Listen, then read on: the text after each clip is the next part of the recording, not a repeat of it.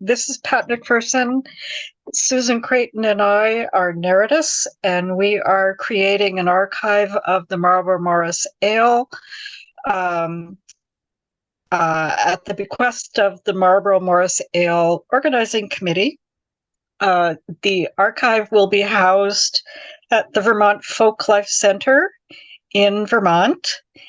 And today we are talking to Charlie Day, who lives close by New York City. Yep. And Susan, do you want to just say something so we can get your voice? You can recognize my voice. I'm Susan Creighton, and I'm also looking forward to this conversation, having been an ale attendee for many years and a fan in awe of Mr. Jorrock's dancing when I first saw them dance at the ale. So this is a treat. She's a fangirl.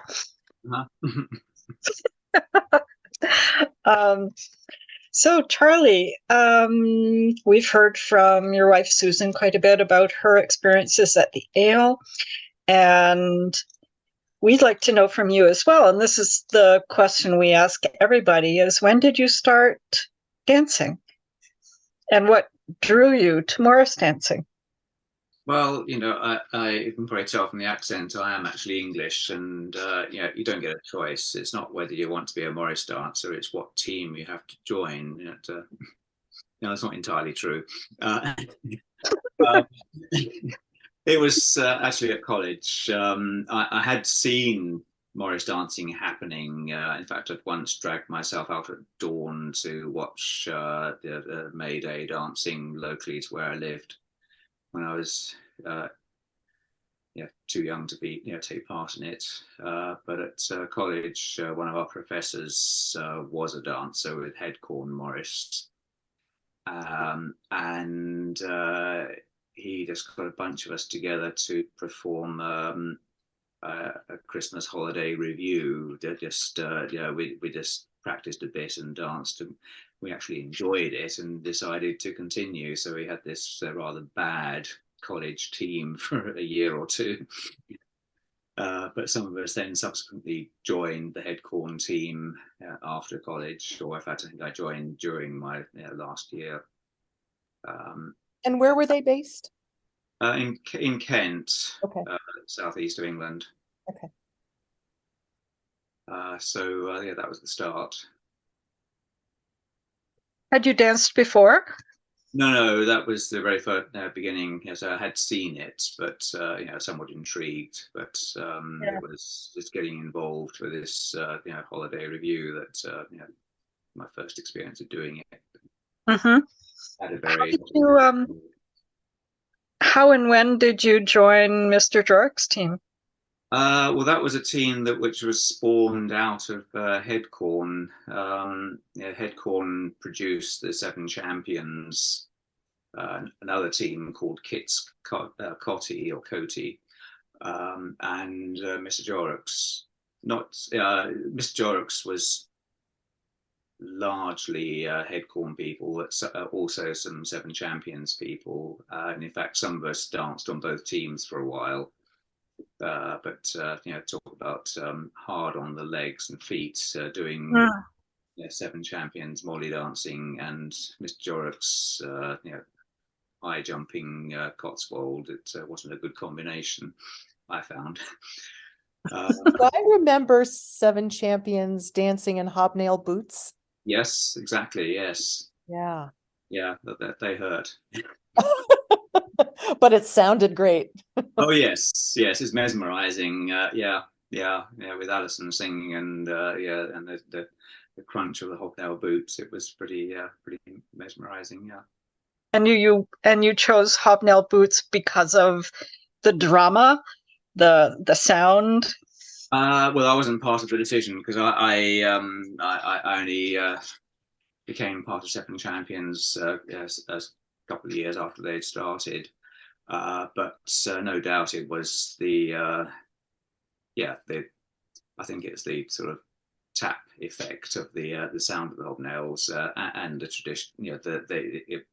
It is the dance of the farm workers, and farm workers would have worn hobnail boots. That would have been the attire. But yeah, painful dancing. And how did you come to join Mr. Jorrock's? Like I'd actually gone abroad immediately after college. I went to New Zealand and Australia, and then when I returned in 1980, because I'd been gone for about 9 or 10 months. Miss Jorrock's had just about begun practicing. I went to a head corn practice, my first one, having returned to the country, and one of the younger guys had walked up to me and said, "What are you doing on Monday nights?" I said, "Well, not a lot at the moment." And he said, "You should come up, come to the Bell and Jorrocks. We're thinking about starting a new team," and that was the start of it. So. Yes, early practices were pretty scrappy. We were devising what we're going to do and learning at the same time. So Susan talked about auditioning to be on Half Moon Swords. So there was none of that. Yeah, it was more word of mouth, personal invitation. Mm-hmm. I think as long as you had the requisite number of legs, it was okay. How long had you been on the team before you heard about or got the invitation to the Marlboro Ale? Yes, quite a while actually, because we formed in 1980, and it was 1989 that we came to the Marlboro Ale first time. Mm-hmm. And had you been taking part in sort of similar group dance events in England during that time? A few ales, notably the Seven Champions Ale. That was quite an event. If we ran our own ales, they were generally rather small. We'd invite one other team. Mm-hmm. So it wasn't exactly a big ale, but it was just a weekend of dancing and eating and drinking. Right. And yeah, we'd been to festivals. We went to the Whitby Folk Festival in '85. Then we went to Sidmouth in '87. So what was your first? Susan told us a little bit about, arriving in New York City and then going from there to Marlboro. Right. So, pardon me? Sorry, I missed a yes. Sorry, I said right, but yes, I then missed a word. Sorry. No, go on. Oh. Yeah. So Susan told us a little bit about the team arriving, sort of orienting themselves in New York City, and then going up to Marlboro in Vermont. Yes, that was by way of Boston and Maine and New Hampshire. Oh. Oh yes. It. Oh. We'd been dancing pretty hard for a week before we arrived at Marlboro. Yeah. Oh. So you had a whole tour arranged even before you got to Marlboro then? Yes. Oh, wow. Yeah. Oh. Yeah, there are lots of local teams that invited us to dance and stay with them. Right. We had a good time. Yeah. That's pretty exhausting. Yeah. And so then you get to Marlboro, and unlike your experience even of the week before, you're surrounded by teams. Right. Yes. So can you riff on that a little bit? Like, what was it like? Well, I should start with is the location was spectacular. Just Marlborough College, and the views across the the hills and mountains of New England. That was fairly inspiring. some of the teams we had encountered before, so we saw some faces we recognised. But yes, we realised that it's quite big, isn't it? There's more and more teams emerging, and yes, it's not just one Yeah. bus. It's not one other team. It's several buses. It's there's a lot of people here. Yeah, so I realise it's a very big event. Yeah. Yeah. Do you have any particular memories of that first time? Yeah, I think the very first dance, just the sheer number of outfits and people and music and bells and so on. Yes, yeah, it was. Yeah, that's. I mean, we'd probably seen as Mary Morris dances in one place at a festival like Sidmouth, but this was a very different event. It's the ale is just for the dancers. It's Yeah. That's the Did sense you? I'm getting hearing you talk, is that this would not be a typical kind of Morris gathering in England with this many teams all together at once. That if you saw that many, it was more at a festival where there was a lot of other things going on. Is that true? Yeah, I think so. I mean, there may well have been large ales, but I think not. I think ales generally it was a fairly small number. I mean, the Seven Champions would have perhaps maybe close to 150 people or more at an ale, so that could have been a number of teams. Yeah, so long ago, I can't remember how many, but it was fairly, yes, there was camping or sleeping in the the large hall on the floor, and waking up and moving out the way because breakfast has to be served. So Hmm.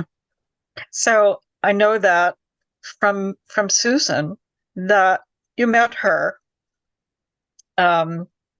almost as soon as you landed in New York City.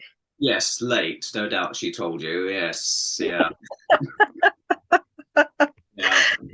She did tell us her version of the story. And I don't know if you want to share anything about that or not. Yeah, well, I'm sure it's all true, whatever she said. Yeah. Oh. But yeah, She said she gave a rather grumpy first impression. Well, yes, yes, we were tired. Yeah, because yes, our plane got as far as from Heathrow to Manchester, and then got stuck there. Something went wrong, and by the time they'd fixed it, the crew were out of time. They couldn't make the journey, so they had to wait for another crew. And so by the time we actually got to New York, it was quite late. Then we had to sort out hire vehicles and things, rentals and that. So we didn't get to Park Slope, Brooklyn, until about 2 a.m, I think. And the expectation was we should have arrived early enough to to have danced on the Brooklyn Promenade. Right. That happened, of course, and so our hosts were obliged to kind of collect us from the sidewalk at a particular address in Brooklyn. Yeah, so quite late at night, and we're apportioned out, and yes, Giles. It looks like we got the grumpy one. Yeah. Oh, lucky us. I'm just realizing too that here you are arriving in New York at 2 or 3 in the morning, plus 5 hours for you guys. Oh, It yes. felt like the next morning already. Oh yeah, yeah. Oh my. But we had a good few, couple of days in New York, sightseeing and did some dancing. We can honestly say we danced on Broadway, but it was about 140th Street, way up. That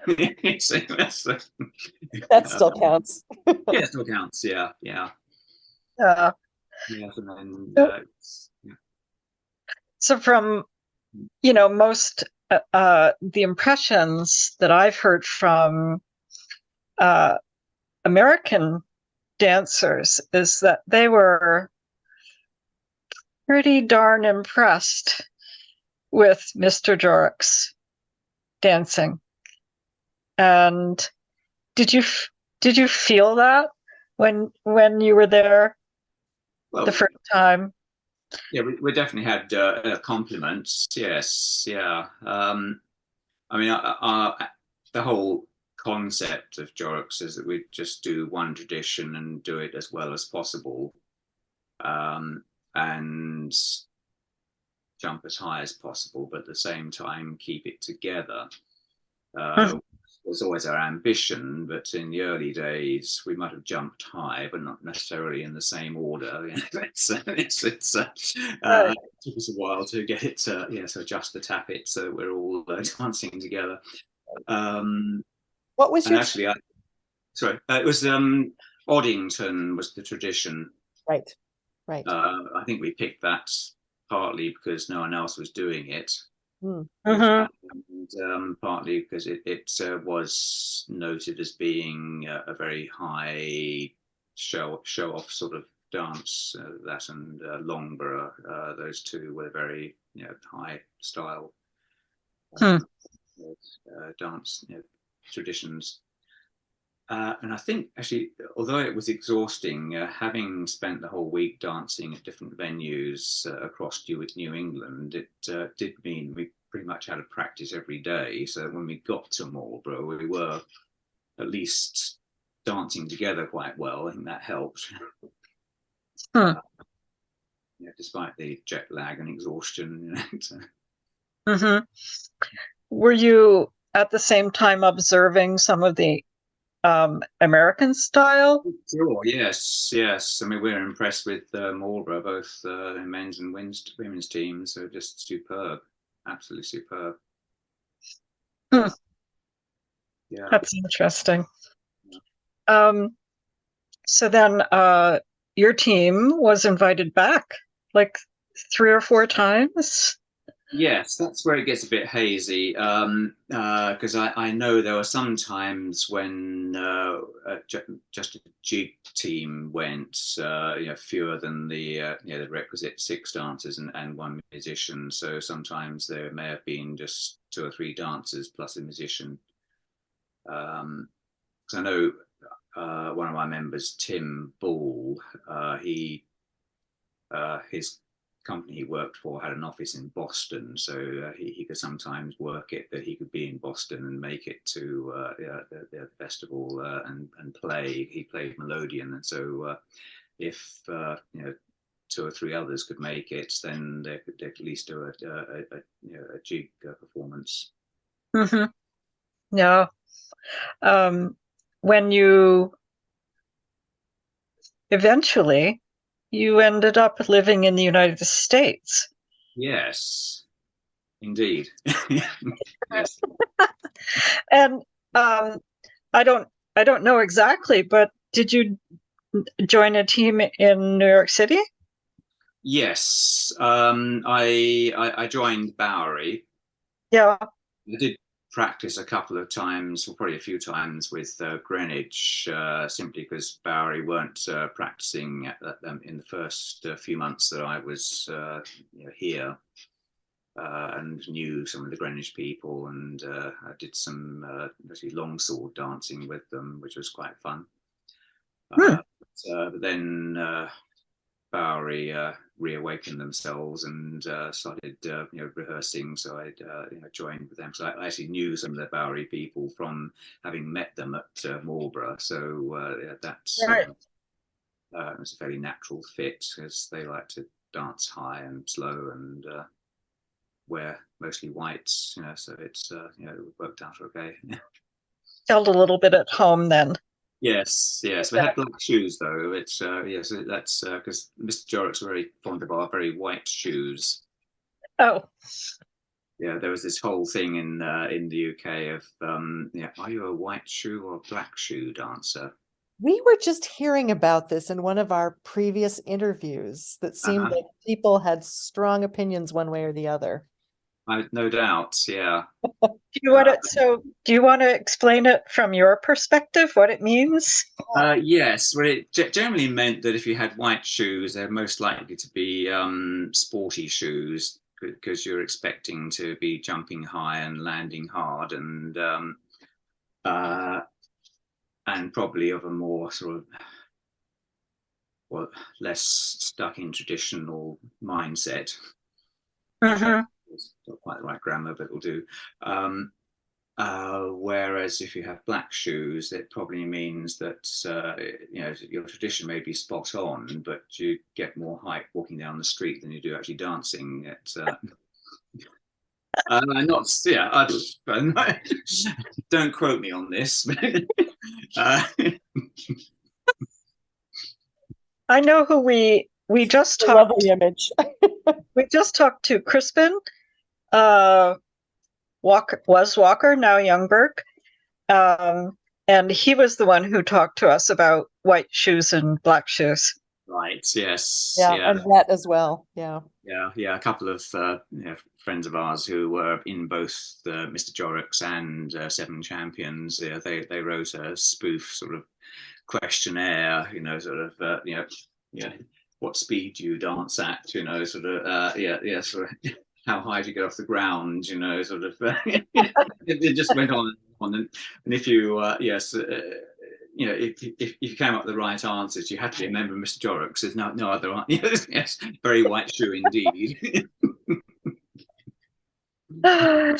Oh, so did you come to Marlborough as part of Bouwerie then? Yes, I once or twice. I didn't. I may only have danced with them once at Marlborough. It's always been May is a difficult time. Being a horticulturalist, it's Oh.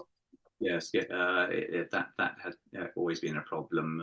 One of the reasons I sometimes missed when Mr. Jorrock came over, I was just simply too busy to take the time off. It's session. I didn't know that. Cool. It's yes, even in England, we would perhaps sometimes meet up with teams in London, and there'd be lots of members of other teams looking very hairy and rustic, and it turned out that they worked sort of in finance or computers, and they asked, what do you do? Well, I work on a farm. It's a clean cut.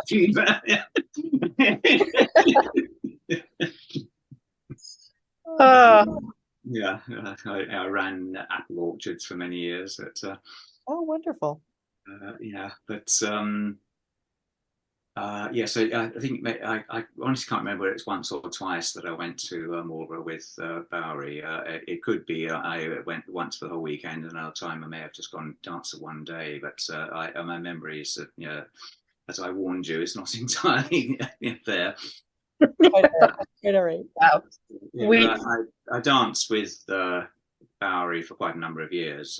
We moved here in 2000, and I probably retired from Bouwerie about 5 years ago. I'm still an eating and drinking member, and I stand around and say, well, that's not how we did it, but right. All the important stuff. Team needs those. Yeah. Oh man, do you miss it? Oh, I do. Yes. Yeah. It's just 40 years of jumping and landing. It's I've had back trouble and knee trouble for many years, and since I've not been dancing, I've had less back trouble and knee trouble. So I guess it's been the right decision. Anything? Did you ever make the transition to I'm not dancing, so now I'll be a musician?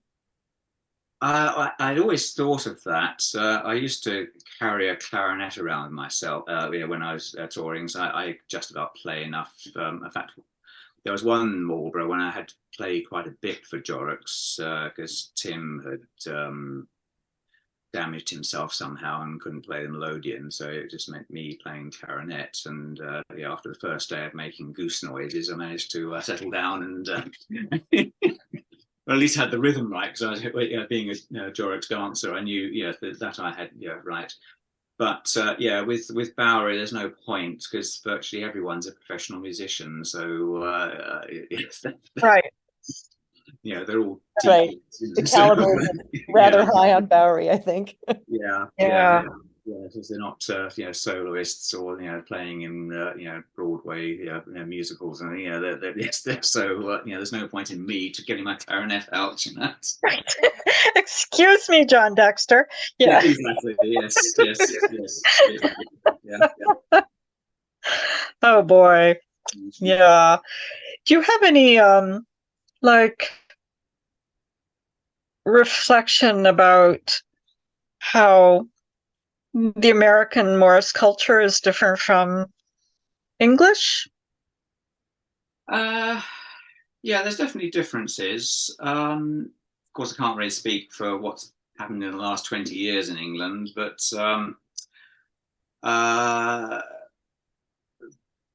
in the UK, there's definitely a distinction between ring sides and sides that weren't ring members, which there was this Morris Federation.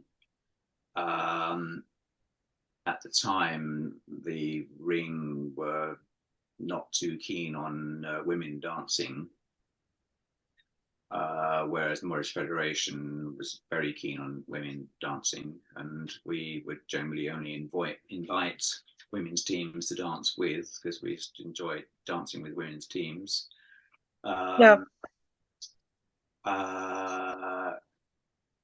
And yes, it was interesting that some of the teams here, when I arrived, were proud of their connections with the Morris ring, and I thought that doesn't really fit with the sensibilities of the team, but they probably don't appreciate. Yes, there's just a dissonance between the two sort of mindsets. Excuse me. But I think, I mean, from what I can understand, I think the Morris ring in the UK has relented somewhat, but I don't know for sure. But other things, the seasonality. I remember, that's the very first thing I learned, that the dancing, the Cotswold dancing, especially, you just do it in the spring. The summer you don't; it's too hot. Right.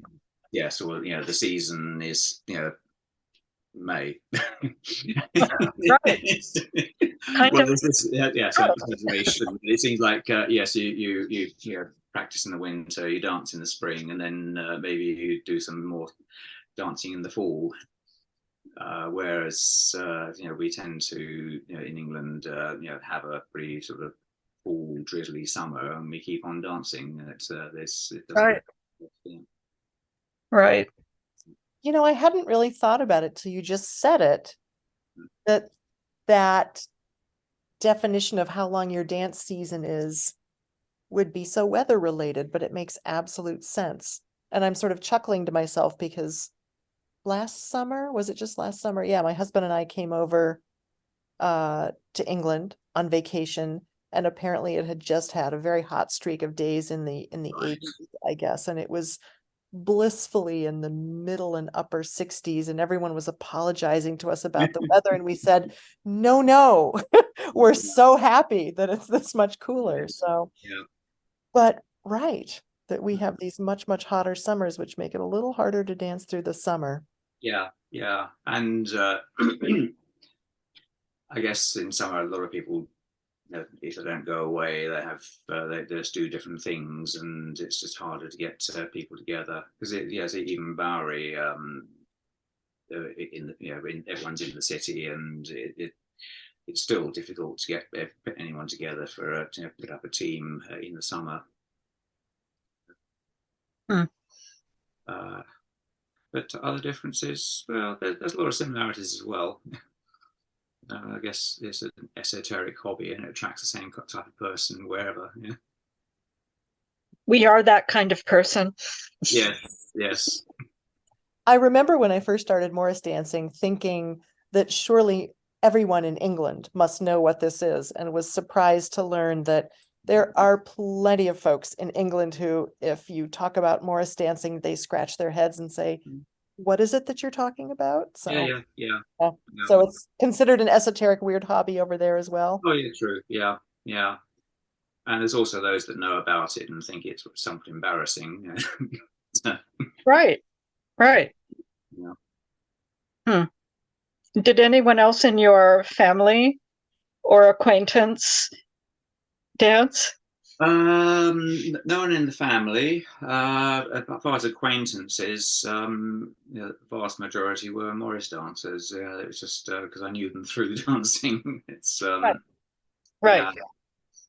or maybe Morris dance affiliates, people who were sort of Right. musicians or in the folk world.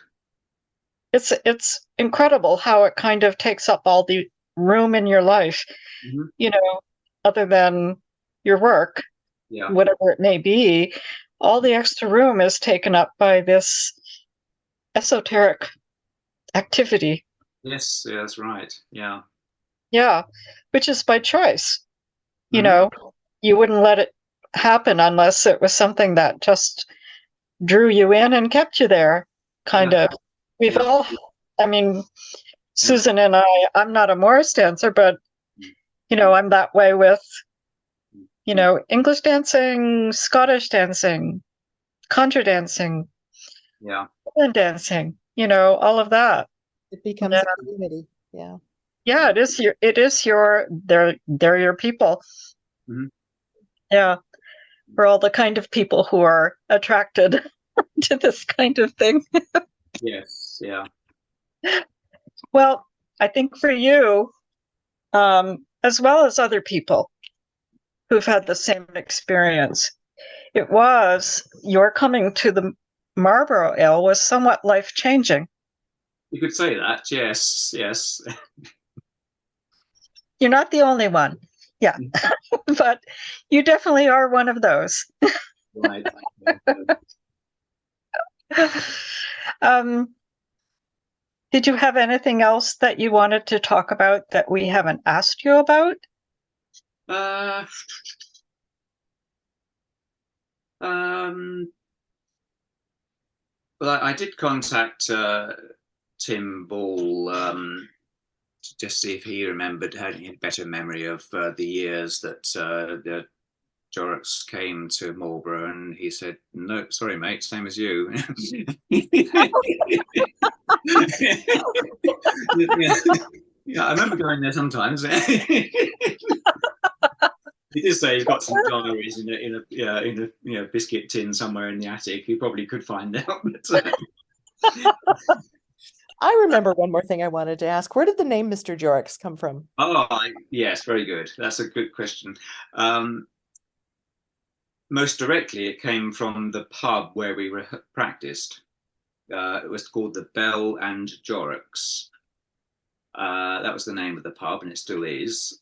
And there was a small stable block in the behind it, any room for about 2 horses, I think. And upstairs was must have been a place where hay was originally stashed, but had been turned into a tiny dance area. Had parquet floor. Wow. And I don't know when that had been done, but sometime in the early 20th century, I guess. And it was just large enough for 6 people to rehearse in. Cool. So that was Perfect. the pub. But that pub, the Bell and Jorrocks, was actually one of what had been 2 pubs. One was the Bell, and the other was the Mr. Jorrocks, in the same tiny village. And they amalgamated and became the Bell and Jorrocks. But Mr. Jorrocks actually was a character in a novel written by John Surtees in the 19th century. And he was a grocer who had ideas above his station, and he liked to go hunting with the nobility. And it was basically all the escapades he got up to and the guffaws that he caused. I've never read it, and it's probably terribly boring, but yeah, That's Mr. wonderful. Jorrocks, makes me want to go look it up now. yeah, Right. yeah. Yeah. Surtees is the author. I'm pretty certain, and but yeah, we did, it was just decided let's call ourselves Mr. Jorrocks, and in fact the full name was Mr. Jorrocks Morris Dancers. established 1980 and retired 1989. No, it's not right. No, 1999. Yeah, Right. because half. Was there an apostrophe after the S in Jorrock? Yeah, actually, yes, it was. Yes, in Mr. Jorrock's Morris Dances, it was possessive. Yes, yes. Though generally we called ourselves Mr. Jorrocks with no apostrophe. It was Right. because we're all Mr. Jorrocks. Yeah, we're all. That's the question of an editor. That's what I used to be. Right. Yes. Yeah. Sure. Yeah. I see. Yes. Yes. Yeah. Apostrophes are important. Yeah. But yeah, three of us ultimately got married to American women and moved to the States.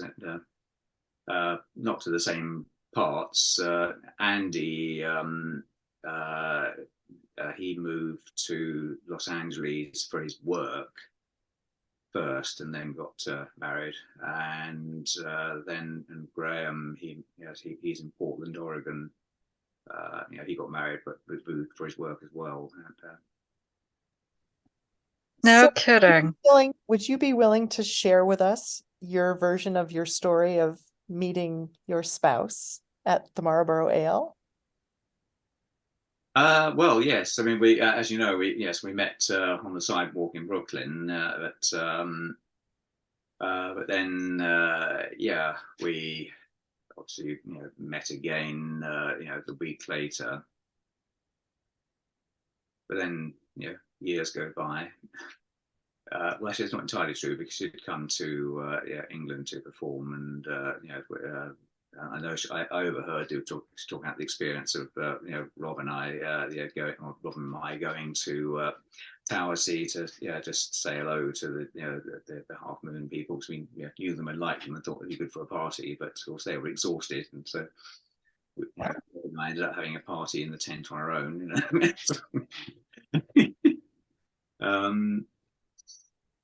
But it's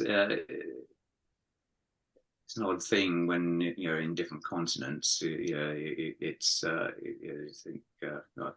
interesting, but it's not realistic. It's just too far away.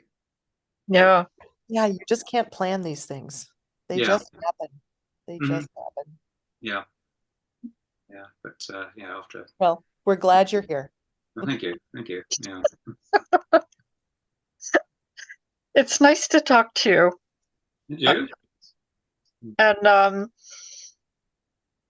I think we're done. Okay. Did you have any more questions, Susan? No, Susan one. We touched on everything I was going to ask about. Yes. Oh, Yeah. right, I'm That's Susan number Susan. 2. That's Susan. Yes. Yeah. Well, thank you, Charlie. It's nice to meet you. Maybe it would be even better to meet you in person sometime. I'm sure we will. Yes. Right. Yeah. Will you folks be there this May? Are you coming up? I'm pretty certain Bouwerie is. I doubt if I'll make it. I'll see. But in June, I'm going away to the Czech Republic for a work thing. Wow. It's not hard work. I'm leading some garden tours. Nice. But it means, we've got various other things we're away, and I don't. Yes, I've got the garden to sort out and that. But Yeah. Cool. Great. Well, it was lovely to meet you virtually. And you. At some point, we'll get to meet face to face, I hope. And yes. Thank you so much for taking the time to talk with us. This was lovely. Yeah. You and Susan both. Okay. Yeah. No. Well. Bye-bye.